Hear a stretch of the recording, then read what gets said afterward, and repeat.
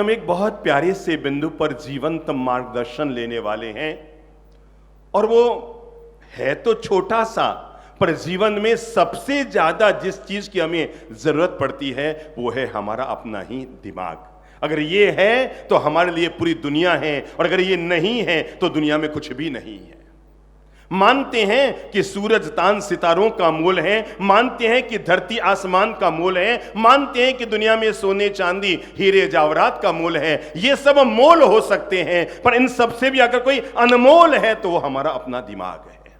अगर ये है तो ब्रह्मांड में सब कुछ है, और ये नहीं है तो कुछ भी नहीं है। इसलिए कुदरत का हमको मिला हुआ अगर सबसे अनमोल कोई उपहार है तो ये सुंदर होठों को उपहार मत समझ लेना कि आपके चेहरा सुंदर है, कि गाल गुलाबी है, कि आंखें सुंदर हैं, कि बाल बड़े मनोहारी है। ये सब कुदरत की आपको बहुत बड़ी देन नहीं है, पर आपके भीतर एक अच्छा सा सजग, सक्रिय, स्वस्थ और पॉजिटिव दिमाग अगर ईश्वर ने दिया है, आपकी याददाश्त अगर अच्छी दी है, आपकी सोचने की ताकत अगर अच्छी दी है, आपका मेमोरी पावर अगर प्लस होता जा रहा है, तो मानकर चलो ऊपर वाला आप पर मेहरबान है। कल्पना करो एक सेकंड के लिए आपके पास सब कुछ होता, आप एक अरबपति के घर में पैदा होते, अरबपति नहीं, एक खरबपति के घर में पैदा होते, और हो सकता है आपका नाक, नक्श, आपकी आंखें, आपके होठ, आपके गाल, आपका चेहरा बड़ा खूबसूरत होता, बड़ा बलिष्ठ आपके पास शरीर होता, दुनिया की हर चीज आपके पास होती, केवल एक चीज आपके पास न होती। बोलो बोलो बोलो बोलो, मुंह खोलो और वो अंगुली लगाओ, क्या नहीं होती, क्या नहीं होती? अगर एक दिमाग नहीं होता, कल्पना करो हमारी जिंदगी कितनी खाली होती। आपने अगर देखा हो ऐसे बच्चों को जिनके पास अपना मेमोरी पावर नहीं होता, जो मानसिक रूप से पूर्णतया विकसित नहीं हो पाते हैं, एक बार उनकी जिंदगी को देखो। घर भी अमीर है, चेहरा भी सुंदर है, नाक नक्श भी अच्छे हैं, आंखें भी मनोहारी है, बाल भी सुंदर है, सब कुछ भगवान ने दिया, पर एक चीज अगर नहीं दी। इसलिए धरती का अगर सबसे अनमोल कोई कोहिनूर हीरा है तो इंसान का अपना दिमाग है। ये है तो सब कुछ है, और ये नहीं है तो कुछ भी नहीं है। इसलिए आज हम जिस खास बिंदु पर बात कर रहे हैं, और वो है हमारा अपना दिमाग, जिस पर इंसान सबसे कम ध्यान देता है। ये हमारे ईश्वर की मिली हुई वो विधा है। जब आप घर से बाहर निकलते हैं ना, एक बार आईने में टनाटन अपने आप को करते हैं, बालों को, गालों को, चेहरे को, मूंछों को, और अगर दाढ़ी है तो दाढ़ी को बड़ा अप टू डेट करके घर से बाहर निकलते हैं। और कहीं शादी ब्याह में जाते हैं तो और ज्यादा अपने आप को सुंदर सजा कर जाते हैं। लेकिन हम सबसे कम जिसके विकास पर ध्यान देते हैं, जिम में जाकर आदमी अपनी बॉडी को मजबूत करता है, और जिम में जाकर आदमी अपने पेट को मजबूत करता है। पर जिंदगी न तो जिम से चलती है न जीवने से चलती है। जिंदगी जब भी आगे बढ़ती है तो आदमी के अपने दिमाग से आगे बढ़ी है। जो व्यक्ति जहां पहुंचा, जिस व्यक्ति ने जो मुकाम पाया, उस हर मुकाम को हासिल करने में सबसे बड़ी किसी की भूमिका रही है तो आदमी के अपने दिमाग की रही है। एक फैक्ट्री, बड़ी आधुनिक मशीनें उसमें लगी हुई थी, सारी व्यवस्था कंप्यूटराइज्ड थी। लेकिन एक दिन अचानक पता नहीं फैक्ट्री में कौन सी जगह गड़बड़ हुई कि सारी फैक्ट्री बंद हो गई। लोकल इंजीनियरों ने खूब मेहनत की, खूब प्रयास किए उसको चालू करने के, लेकिन किसी भी तरह से फैक्ट्री चालू न हुई। अंततः मुंबई से एक बड़े इंजीनियर साहब को बुलाया गया, जिनका पूरे देश भर में नाम चलता था कि ये हर बिगड़ी हुई मशीन को चालू कर दिया करते हैं। बड़े इंजीनियर साहब फ्लाइट से आए, उनके आने जाने का फ्लाइट का खर्चा भी वहन किया गया, उनके बड़ी होटल में भी ठहराया गया। और जब वे वहां पर आए, उन्होंने पूरी मशीन को देखा, कंप्यूटर को ऑन किया, उसकी सारी व्यवस्थाओं को देखा। उन्होंने कहा कुछ नहीं करना है, एक हथौड़ा मंगा दो। क्या मंगा दो? एक हथौड़ा मंगा दो। हथौड़ा मंगवाया गया। पास में एक मजदूर खड़ा था, और इंजीनियर साहब ने उस मजदूर से कहा, भैया एक काम करो, ये जो पॉइंट है ना, बिल्कुल ये जो कोने में पॉइंट है, बिल्कुल इतना सा ये पॉइंट है, जोर से यहां पर एक हथौड़ा मारो। मजदूर ने एक हथौड़ा मारा। कमाल की बात यह हो गई, सारी मशीनें एक साथ चल पड़ी, पूरी फैक्ट्री चल पड़ी। जब वो जाने लगे तो उनका बिल पूछा गया, तो उन्होंने कहा साहब इस काम का मिनिमम से मिनिमम 1 लाख रुपया बिल होगा। फैक्ट्री के मालिक ने कहा, सर आपने आके किया ही क्या था? एक इतना सा हथौड़ा ही तो मरवाया, और इसके अलावा क्या किया आपने? क्या आपने आकर किया क्या? एक हथौड़ा यहां पर मरवाया, एक हथौड़े को मारने की कीमत 1 लाख रुपये। इंजीनियर ने कहा, भाई साहब हथौड़ा मारने की कीमत तो 1 रुपया है, पर यह हथौड़ा कहां मारा जाए इसकी कीमत 99,999 रुपया है। ये जो दिमाग काम करता नहीं कि हथौड़े को कहां उपयोग किया जाए, इस दिमाग के उपयोग करने की कीमत है। इसलिए मेरे भाई, दुनिया में जो व्यक्ति जहां पहुंचा, आज हम अपनी इस खास चीज पर मेहनत कर रहे हैं। जब हम बच्चे होते हैं, युवा होते हैं, दिमाग पर खूब मेहनत करते हैं, पढ़ाई करते हैं, इतिहास पढ़ते हैं, भूगोल पढ़ते हैं, गणित पढ़ते हैं, विज्ञान पढ़ते हैं, सामाजिक विज्ञान पढ़ते हैं, भाषा पढ़ते हैं, सभी तरह के अध्ययन हम किया करते हैं। पता नहीं, मैं आज तक समझ नहीं पाया, महिलाओं की पढ़ाई तब छूट जाती है जब शादी हो जाती है, और पुरुषों की पढ़ाई तब छूट जाती है जब उनका कैरियर या तो लग जाता है, या जॉब लग जाता है, या धंधा करने लग जाते हैं, या फिर उनकी भी शादी हो जाती है। दोनों का अध्ययन करना छूट जाता है। सोचो, एक बार आंख बंद करके सोचो, अगर ये अभी हमारा सत्संग नहीं हो रहा होता, अभी तो हो सकता है आपके दिमाग को रोज खुराक मिल रही है, आपके दिमाग को रोज विटामिन मिल रहा है, आपके दिमाग को रोज शक्ति मिल रही है, पर जब हम समझ लो ये सत्संग नहीं था, सुबह से सांझ तक आप क्या करते थे? कभी मिर्ची बड़ा, कभी समोसा, कभी बादाम, कभी तले हुए बादाम, कभी भीगे हुए बादाम, कभी पिस्ता। मेमोरी को तेज करने के लिए हम पिस्ते, अरे दिमाग तेज रहेगा, थोड़ा पिस्ता खा लो, थोड़ा सा बादाम खा लो, थोड़ा सा अखरोट खा लो, अरे ये तो पूरे दिमाग के तरह का है, इससे दिमाग तेज होगा। दिन भर माल मलिंद हम खाते रहे।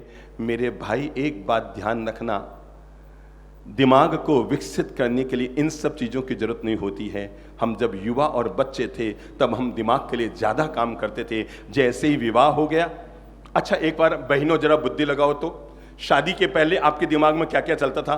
कभी गणित का, कभी विज्ञान की किताबें, कभी भूगोल की किताबें, कभी सामाजिक विज्ञान की किताबें, कभी इतिहास की किताबें, कभी हिंदी, इंग्लिश, संस्कृत, जो भी पाठ्यक्रम होता उसकी किताबें चलती थी।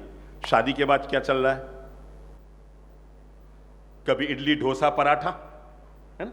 दिमाग लगाओ, या तो इडली डोसा पराठा, या फिर ककड़ी भिंडी तुरई, और या फिर इससे मैं नहीं बोलूंगी, इसके हाथ का मैं नहीं खाऊंगी, मैं इसके लिए खाना नहीं बनाऊंगी, मैं इसके घर नहीं जाऊंगी। इसके अलावा हमने हमारे दिमागों को दिया क्या है?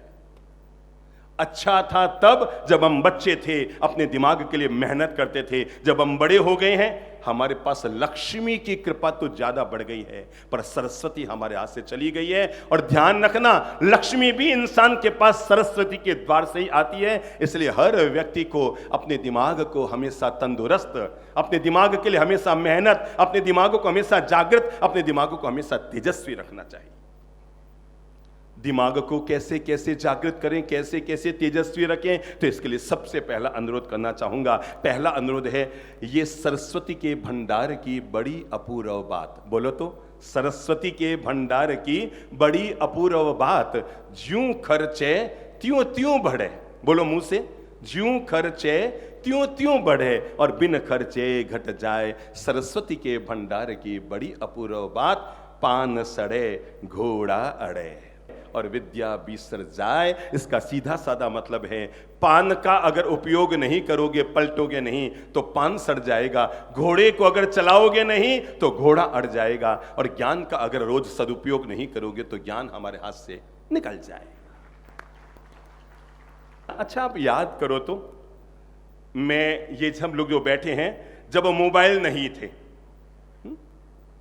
मैं समझता हूं आप में से हर व्यक्ति को 150 फोन नंबर याद रहते थे ना। फटाक से नंबर घुमाते थे, अरे मैं बताता हूं 26255272, और फटाक से मन नंबर घुमाते थे। आज तो आपकी पत्नी का नंबर क्या है ये भी आपको पता नहीं, मोबाइल में देखना पड़ता है। क्यों? क्योंकि हमने उस चीज का उपयोग करना बंद कर दिया। ज्ञान का नियम है, उपयोग करोगे तो आगे बढ़ेगा, और उपयोग नहीं करोगे तो वहीं का वहीं खत्म हो जाएगा। इसलिए हमें संकल्प लेना होगा कि हम जैसे अपने शरीर का श्रृंगार करते हैं, कभी कभी हम लोग ब्यूटी पार्लर में जाकर अपने चेहरे का श्रृंगार करते हैं, वैसे ही हमें ज्ञानी जनों के सानिध्य में जाकर, महान पुरुषों के सानिध्य में जाकर, महान शास्त्र और पवित्र किताबों को अपने जीवन में जोड़कर अपने दिमाग को भी हमेशा ताजा, तंदुरुस्त और सक्रिय रखने का प्रयास जरूर रखना चाहिए। हर इंसान को रखना चाहिए, क्योंकि इसका जितना उपयोग करोगे, भाई पहले जमाने में लोगों की याददाश्त बड़ी तेज होती थी, क्योंकि वो लोग आजीवन इसका उपयोग करते थे। जैसे जैसे हमने उपयोग करना बंद किया, मैं कैसे बताऊं, हमारे पूज्य पिताजी महाराज थे, बचपन से ही रोकड़ का काम किया होगा, तो उनके मैंने देखा 65, 70, 75 साल की उम्र में भी अगर सामने कोई अंक लिखे हुए हैं, 100 अंक लिखे हुए हैं जिनकी जोड़ लगानी है, कैलकुलेटर वाले की अंगुलियां चलती थी, उधर उनकी नजरें चलती थी। कैलकुलेटर वाला बोलता उससे पहले वो बोलते थे 17,03,390 रुपया। हमें लगता था ये क्या है, ये कुछ नहीं है, बचपन में विद्या के लिए किया गया सघन प्रयास है। अब तो बच्चों को आप पूछ लो ना, 17 रुपया 23 पैसा प्लस 18 रुपया 22 पैसा कितना होगा, वो सुबह से सांझ तक बैठ जाएगा। पहले तो ये पूछेगा ये 17 रुपया होता क्या है, और उसमें भी आपने बोल दिया 29 रुपया, उसका काकोजी नहीं बता सकेगा कि 29 क्या होता है। हमने हमारी ज्ञान का, हमारी विद्या का, हमारी याददाश्त का जितना उपयोग करना हमने बंद किया है ना, उतनी ये और धीरे धीरे खत्म होती जा रही है। पुराने जमाने में आपको पता है, स्थूलीभद्र नाम सुना है आपने? अपन बोलते हैं मंगलम भगवान वीरो मंगलम गौतम प्रभु, क्या क्या बोलते हैं मंगलम। उनकी 7 बहनें थी, सेना रेणा वेणा 7 बहनें थी। पता है उनका मेमोरी पावर कितना जबरदस्त था? वो 7 बहनों को ईश्वर ने यह शक्ति दे रखी थी, मां भगवती सरस्वती ने यह शक्ति दे रखी थी कि वे 7 बहनें एक बार किसी भी चीज को पढ़ लेती थी। पहली बार पढ़ते याद हो जाता था, दूसरी वाली बहन को 2 बार पढ़ते याद हो जाता था। उनका इतना मेमोरी पावर प्लस था कि एक बार वो किसी किताब को पढ़ लेती थी, पूरी किताब उन्हें याद हो जाती थी। पहले जमाने में ऐसे ऐसे महान संत होते थे कि कहीं पर जाते थे, सामने वाला कहता मैं ये शास्त्र तुम्हें नहीं दूंगा, क्योंकि आज की तरह छपी हुई किताबें तो उस समय होती नहीं थी। हाथों से लिखे हुए, ताड़ पत्र पर लिखे हुए, कागज पर लिखे हुए, सोने की स्याही के, चांदी की स्याही के लिखे हुए कागज होते थे। सामने वाला मना कर देता, भाई इतना महंगा मैं तुम्हें नहीं दे सकता। वो कहते रुको, मुझे केवल पढ़ने के लिए, मैं यहीं बैठ के पढ़ता हूं। 2 घंटा वो पढ़ते, पूरी किताब को याद करके आ जाते थे। क्यों? क्योंकि उनके पास बाकी की माथा फोड़ियां, बाकी के छाती कूटे, दिमाग में बेवजह की 10 तरह की टेंशन नहीं थी। ज्ञान के लिए लगते थे तो केवल पढ़ाई करते थे और पढ़ाई करके ज्ञान को उपलब्ध कर लेते थे। जीवन में एक प्रार्थना जरूर करो परमात्मा से कि भगवान मुझे 2 चीज जरूर देना। ठीक है, धन तो जितना मेरे भाग्य में है मेरे पास आ जाएगा, न भी हो तो कोई दिक्कत नहीं, पर 2 चीज जरूर देना। नंबर 1, जब तक जीऊं तब तक सन्मति देना। बोल लो मुंह से, हाथ जोड़ के प्रार्थना कर लो परमात्मा से कि हे भगवान, जब तक मैं जीऊं मेरी मति को हमेशा सन्मति बनाए रखना, कभी मेरी बुद्धि ना बिगड़ जाए। क्योंकि जिंदगी में बिगड़ने के रास्ते तभी शुरू होते हैं जो इंसान जिस गलत रास्ते गया है, उस हर गलत रास्ते जाने में सबसे बड़ी किसी की भूमिका रही है तो बुद्धि की रही है। जब वो बुद्धि भटक जाती है, जब बुद्धि घूम जाती है, जब बुद्धि नेगेटिव हो जाती है, जब बुद्धि अपना विपरीत प्रभाव दिखाना शुरू करती है, आदमी की जिंदगी भटक जाती है। और जैसे ही मति सन्मति होती है, इसलिए कहते हैं ना, सुबह का भटका शाम को वापस लौट आता है। क्यों? क्योंकि सुबह बुद्धि खराब हुई तो घर से भाग गया था, शाम होते होते अक्ल आई, अरे मैं किन लोगों को छोड़कर आ गया गुस्से में, वापस व्यक्ति अपने घर लौट कर आता है। बुद्धि खराब हुई, आदमी बाहर निकला, बुद्धि सही हुई, आदमी लौट कर आया। इसलिए परमात्मा से प्रार्थना करो कि भगवान मैं जब तक जीऊं बस एक कृपा बनाए रखना, बाकी काम मैं खुद कर लूंगा। मेरी मति को सन्मति बनाए रखना। हाथ लगा लो, मेरी मति को क्या रखना? सन्मति रखना। जब तक जीऊं मेरी मति को सन्मति बनाए रखना भगवान। और जब शरीर को छोड़कर आपके श्री चरणों में आ जाऊं, केवल इतनी सी कृपा कर देना, इतनी सी कृपा कर देना कि मेरी गति को सदगति बना देना। बाकी काम तो मैं खुद ही दुनिया में कर लूंगा। मेरी मति सन्मति बनी रहे और मेरी गति सदगति ही बनी रहे। आओ पहले अपने दिमाग का थोड़ा सा एक्सरे करते हैं। कहां है हमारा दिमाग? यहां। और हम सबसे ज्यादा किसका ध्यान रखते हैं? यहां। यहां का मतलब पेट का। सबसे ज्यादा हम दिन भर अगर किसी का काम करते हैं, पेट को भरने का काम करते हैं। अच्छा एक बात बताओ, जिंदगी आगे पेट से बढ़ती है कि दिमाग से बढ़ती है? पहली बात बताओ। जो लोग जहां तक पहुंचे, अगर इंसान अंतरिक्ष तक पहुंचा तो पेट के बलबूते पहुंचा कि दिमाग के बलबूते? अगर आज हमारे हाथ में मोबाइल चल रहे हैं तो ये मोबाइल पेट के बलबूते चल रहे हैं कि दिमाग के बलबूते? मेरे भाई, आदमी का दिमाग सुपर कंप्यूटर में है। क्या है? दुनिया का जो सबसे महान शक्तिशाली कंप्यूटर है, सुपर कंप्यूटर, वो आदमी का दिमाग उससे भी तेज है, क्योंकि सुपर कंप्यूटर का निर्माण भी आदमी के दिमाग ने ही किया है। इसलिए ये जो हमारा, ये क्या है ऊपर ऊपर, क्या है देखो तो, खोपड़ी क्या है? बोलो मुंह से, क्या है ये? खोपड़ी। इसके भीतर कुदरत की ओर से दिया गया एक मस्तिष्क है। पूरे शरीर में बहुत कम भार है, मात्र 1.25 किलो का इसका भार होता है। 1.25 किलो से लेकर के 1 किलो 400 ग्राम तक इस मस्तिष्क का भार होता है। भार की दृष्टि से तो ये शरीर में बहुत कम है, यानी शरीर का केवल 3% हिस्सा ये हमारा है, या 2% हिस्सा ये हमारा है। कई कई तो ऐसे जिनका 1.5% भार है ये शरीर का। लेकिन शरीर में सबसे ज्यादा, एक बात बताओ, ये अंगुली हिल रही है, कहां से हिल रही है? मैन पावर कहां है? बुद्धि लगाओ। अच्छा, अगर आप में पता हो, आपने कभी किसी लकवाग्रस्त रोगी को देखा है? जब किसी भी व्यक्ति को लकवा हो जाता है तो क्या हम उसको हड्डी के डॉक्टर के पास ले जाते हैं या चमड़ी के डॉक्टर के पास? कहां ले जाते हैं? बुद्धि लगाओ। किसी भी व्यक्ति को लकवा मार जाता है, हाथ लटक गया, पांव लटक गया, जबान खुलनी बंद हो गई, जीभ लटक गई, तो हम उसको किसके पास ले जाते हैं? भाई हाथ लटक गया तो हड्डी के डॉक्टर के पास ले जाओ, हाथ लटक गया चमड़ी के डॉक्टर के पास। हम कहां लेके जाते हैं? ध्यान रहो, कहां? न्यूरो के पास। क्यों? क्योंकि हमको मालूम है ये हमारी अंगुली यहीं से चल रही है, ये आंखें यहीं से देख रही है, ये कान यहीं से सुन रहे हैं, ये जबान यहीं से। क्या जबरदस्त सेटिंग है!